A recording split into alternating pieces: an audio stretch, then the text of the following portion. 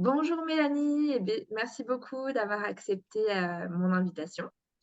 Salut Solène, merci de m'avoir invitée. Alors, ce que je te propose déjà, pour les personnes qui vont te découvrir à travers ce témoignage, c'est simplement que tu commences par te présenter. Est-ce que tu peux nous dire qui tu es, qu'est-ce que tu fais, où tu habites, tout ça? Ça marche. Alors du coup, moi c'est Mélanie, j'ai 28 ans, je vis à Lyon en ce moment et du coup depuis 2020, donc ça a fait 3 ans, j'aide les entreprises à impact à trouver de nouveaux clients via LinkedIn. Donc je communique et je prospecte pour elles. Et depuis quelques temps, depuis mon accompagnement, mais on va découvrir ça bientôt, je suis la fondatrice de Diverse. Et du coup, je crée du lien entre les femmes qui travaillent dans cet écosystème des entreprises à impact et celles qui souhaitent travailler pour ce genre d'entreprise avec comme fil rouge d'améliorer la diversité et l'inclusion dans ces entreprises-là. Voilà. Super. Et est-ce que tu peux nous dire justement qu'est-ce qui t'a donné envie d'agir pour cette cause de la diversité et de l'inclusion? En fait, du coup, depuis mon expérience de freelance qui travaille pour ces entreprises-là, ces entreprises engagées, depuis plusieurs années, je me suis rendu compte que dans la composition des équipes était sensiblement la même que dans les entreprises classiques. Et j'avoue que j'étais un petit peu déçue par ça. Donc, ce que je veux dire par là, c'est qu'il y avait beaucoup de dirigeants de start-up et d'entreprises à impact qui étaient des hommes blancs, issus d'écoles de commerce, cis, hétéros, valides et tutti quanti. Et bien sûr, ça arrive, ça, c'est arrivé et ça arrive qu'il y ait des femmes dans ces entreprises-là, mais elles aussi souvent issues de milieux plutôt aisés, d'écoles de commerce, etc. Et malgré leur présence, souvent, quand on monte les échelons, il y en a de moins en moins. Donc partant de ce constat, j'étais un petit peu déçue et je me suis dit qu'il y avait sans doute quelque chose à faire parce qu'en fait, à chaque fois, moi, que mes clients me demandaient de recommander quelqu'un, en freelance ou autre, je recommandais automatiquement des femmes, si je pouvais, des femmes issues de minorités. Et en fait, ce lien que je faisais, tout de suite, il permettait à ces personnes-là d'accéder à des opportunités. Et je me suis dit qu'à l'échelle, en fait, on pouvait essayer de faire la même chose pour toutes les femmes, qu'on utilise la force de la sororité, du réseau, de la mise en relation.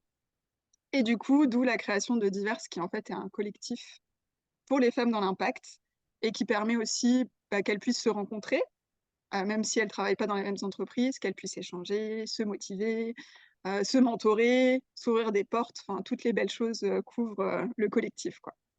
Mhm, super.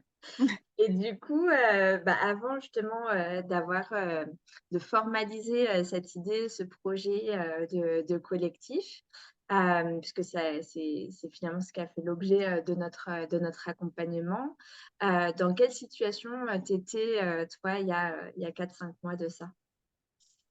Du coup, comme je le disais, ça faisait déjà plusieurs années que je m'étais lancée en freelance dans le but de pouvoir travailler avec qui je le souhaitais et donc avec des entreprises engagées écologiquement ou socialement.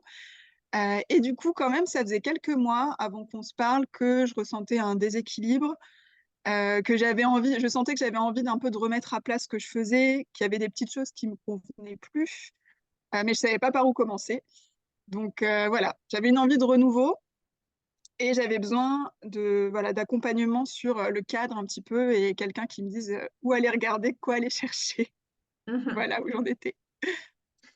Et du coup, si je me souviens bien, donc toi, ton activité de freelance, ça marchait bien.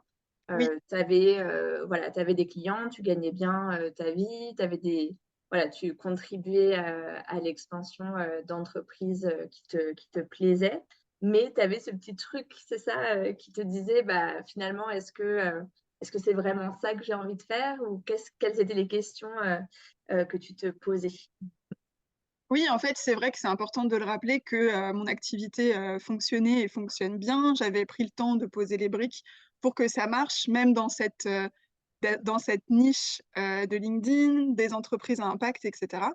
Et je commençais à sentir que c'est presque que c'était pas assez niché en fait. J'étais déjà dans la niche de la niche, mais qu'il y avait encore un public que je souhaitais plus aider. Mais j'arrivais pas vraiment à me sentir légitime. Je me demandais un petit peu par quel point commencer à aller démêler quelque chose. Je ne savais pas trop par où commencer pour même juste comprendre ce dont j'avais envie et besoin, quoi. C'était un peu flou. Et du coup, qu'est-ce que tu espérais ou quelles étaient tes attentes par rapport à notre accompagnement? Du coup, déjà, j'avais envie de faire de manière générale le point sur mon activité. Donc, pas forcément sur la partie, du coup, est-ce que est-ce que ça fonctionne pas, mais plutôt qu'est-ce que je propose, pour qui, comment et peut-être à quelle grande cause je contribue.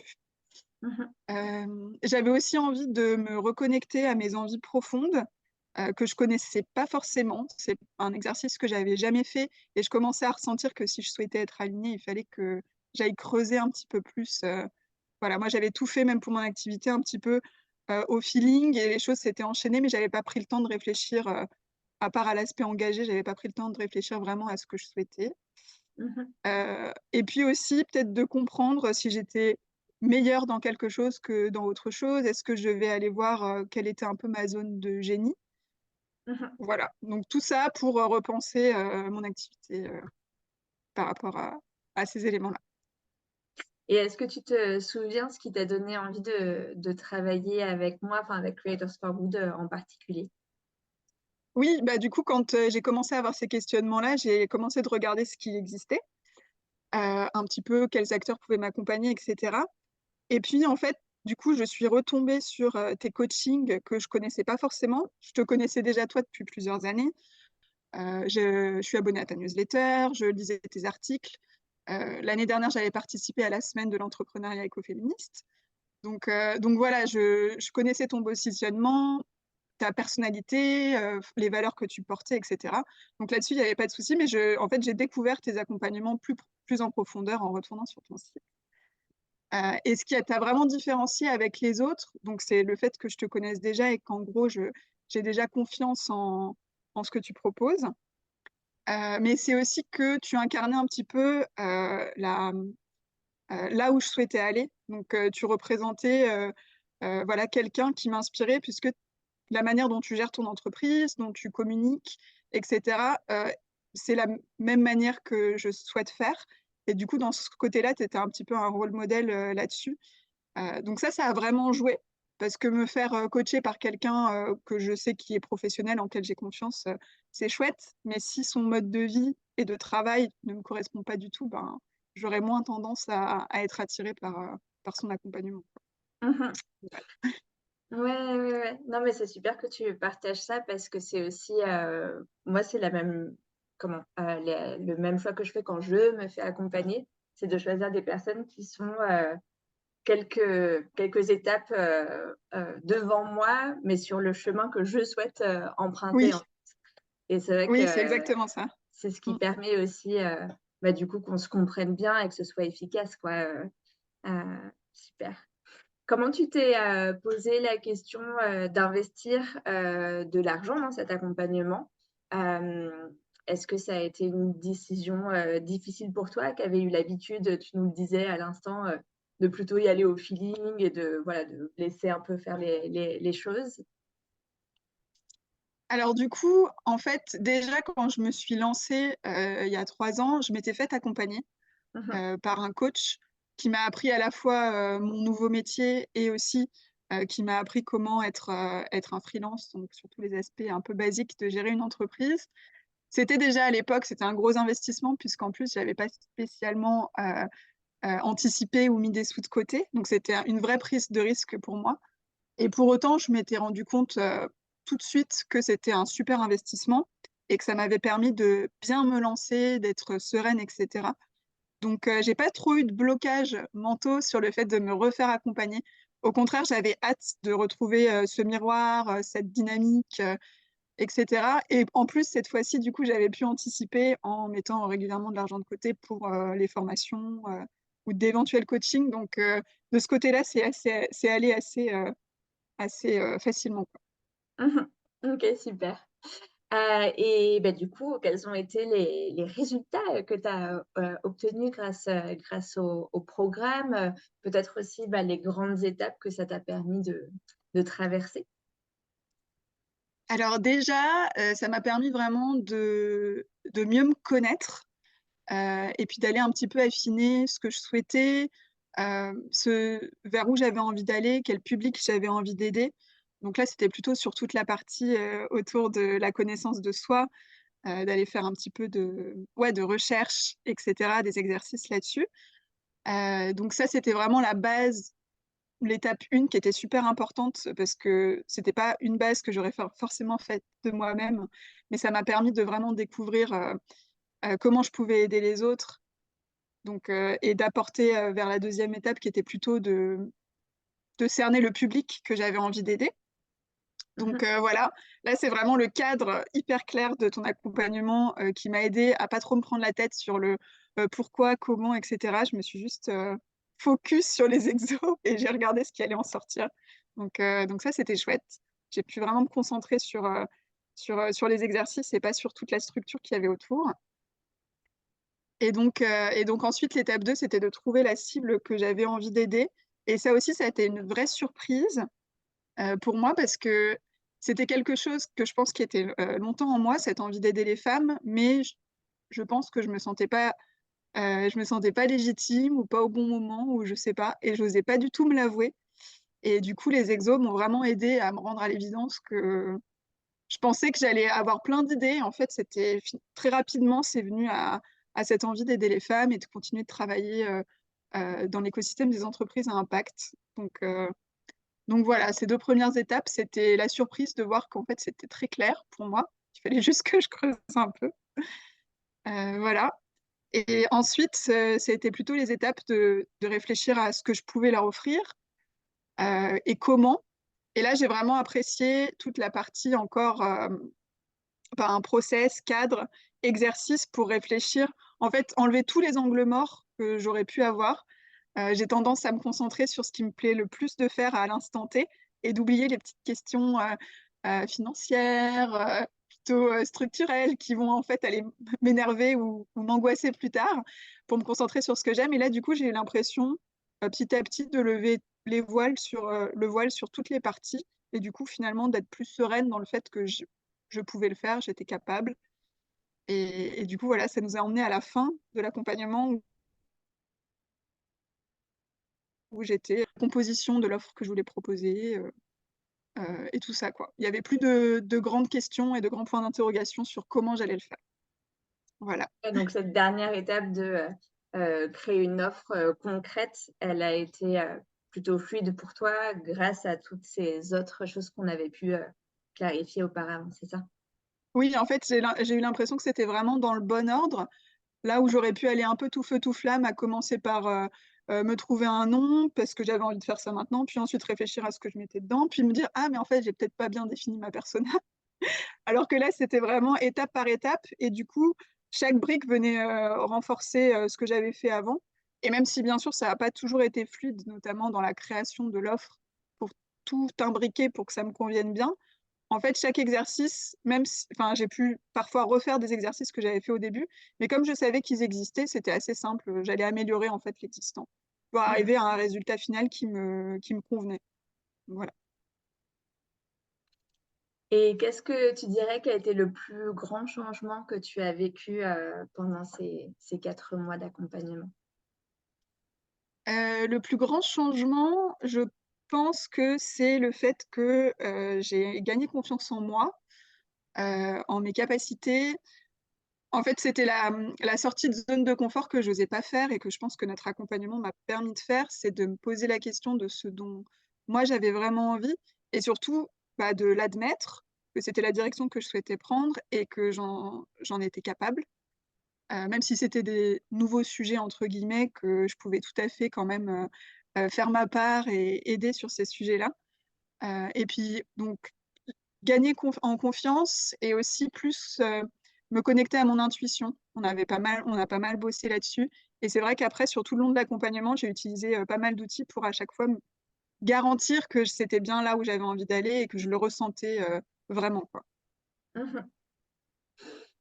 Et du coup, bah, dernière question, qu'est-ce que tu dirais aux personnes qui regardent ton témoignage aujourd'hui et qui sont peut-être dans une situation similaire à laquelle enfin dans laquelle toi tu étais à l'époque, à savoir, voilà, ils ont peut-être une activité, qui fonctionne, mais ils sentent qu'il y a quelque chose que peut-être ils veulent s'ouvrir à faire autre chose, mais ils ne savent pas par quel bout prendre la chose et qui hésitent à se faire accompagner, que ce soit d'ailleurs par moi ou par quelqu'un d'autre. Qu'est-ce que tu leur dirais? Alors, je leur dirais que déjà, d'expérience, il faut pas attendre d'être complètement en train de péter les plombs sur son activité pour commencer un accompagnement, puisque du coup, ce sera trop tard, on aura vécu, enfin, c'est jamais trop tard, mais on aura vécu beaucoup d'émotions négatives et presque l'envie de tout jeter pour tout recommencer. Mmh. Donc, moi, c'était un petit peu dans cette idée-là que j'ai commencé avant de vraiment de péter un câble, entre guillemets. Donc voilà, c'est si vous commencez à ressentir des choses, à vous dire que vous n'êtes plus tout à fait à votre place, qu'il y a des sujets sur lesquels vous avez envie de bosser, peut-être ne pas procrastiner trop longtemps dès que vous avez validé ce besoin, ne pas hésiter de commencer à regarder ce qui se fait déjà pour se motiver, etc. Et ensuite, la deuxième chose, c'est que c'est un coût, certes, mais c'est surtout un investissement dont on a des retours très rapides. En fait, autant sur comment on se sent, sur la visibilité sur le futur, de ce qu'on peut, de ce qu'on veut faire, etc. Donc, on avance tellement plus vite que quand on est tout seul dans sa tête à se poser 1000 questions, à faire ouais, à avoir l'impression de faire du surplace, que voilà, c'est une aventure, je pense, qui est nécessaire à toutes les étapes et qu'on doit régulièrement se faire accompagner. Après, ça, c'est mon avis, je sais que tu le partages, donc voilà. Mais voilà, c'est quelque chose qui est important régulièrement de retrouver un miroir, d'avoir une structure, quelqu'un qui nous accompagne pour avancer, quoi. Mmh. Mm. Et peut-être, dernière question, en fait, il y a quelque chose qui m'est venu en t'écoutant et qui, je pense, pourrait vraiment être, intéressant à aborder aussi, parce que tu avais ce cas particulier, d'avoir déjà une activité, en place. Quel a eu, l'impact, de ce travail qu'on a fait ensemble sur l'activité, que tu as conservée en parallèle de la création, de Diverses? En fait, c'est rigolo parce que les choses, souvent, quand on met une certaine énergie quelque part, ça revient assez vite.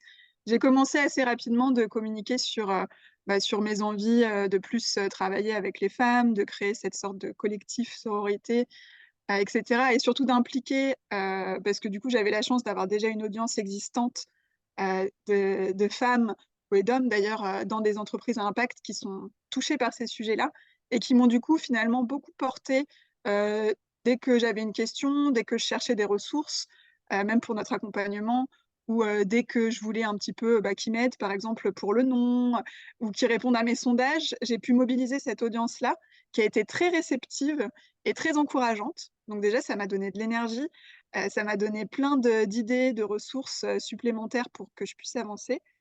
Euh, donc ça, c'était super. Et même par rapport à mes clients existants, vraiment des encouragements, potentiellement l'envie de me suivre aussi euh, pour cette nouvelle aventure-là. Enfin, vraiment, ça semble couler de source maintenant, alors qu'il y a quelques mois, c'était pas du tout le cas. Mais maintenant, ça semble couler de source pour moi et pour les autres aussi. Donc, c'est super. Ouais. Non, carrément, moi, c'était, j'ai trouvé ça vraiment, intéressant aussi à vivre parce qu'on ne savait pas quand tu t'es lancée dans l'accompagnement que finalement le chat allait retomber sur ses pattes et que tout allait s'imbriquer de manière aussi, fluide.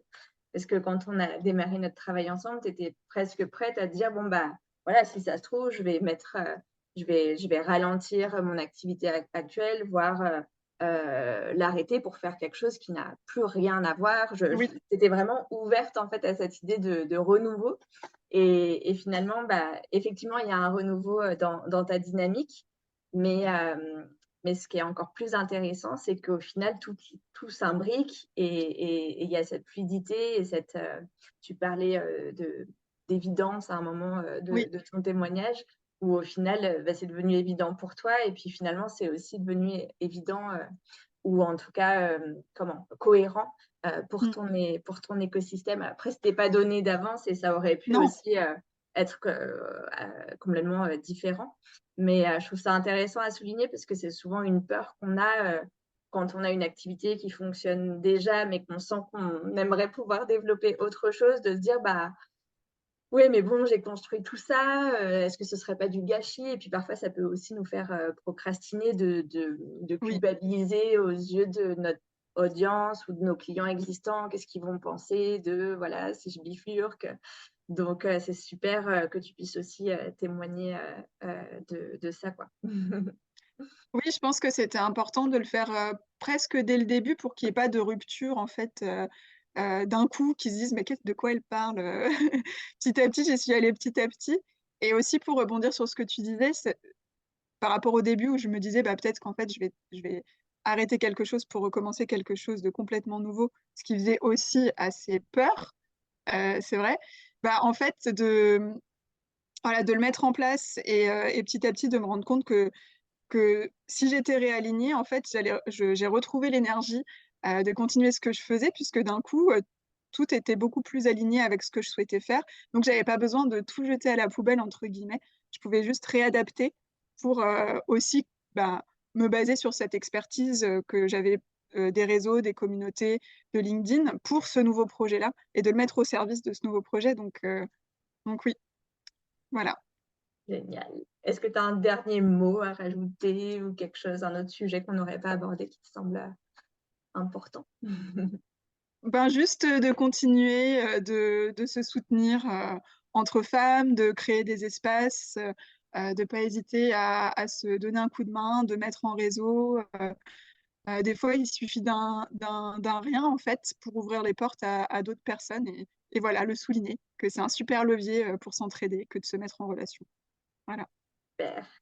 Bah, dans cette lignée, on mettra, les références de ton activité, hein, sous la vidéo et puis ton profil, LinkedIn aussi pour les personnes qui souhaitent, rentrer en contact, avec toi. Super. Merci beaucoup, d'avoir partagé, ton parcours et puis, bah, longue vie, à Diverses. Merci Solène.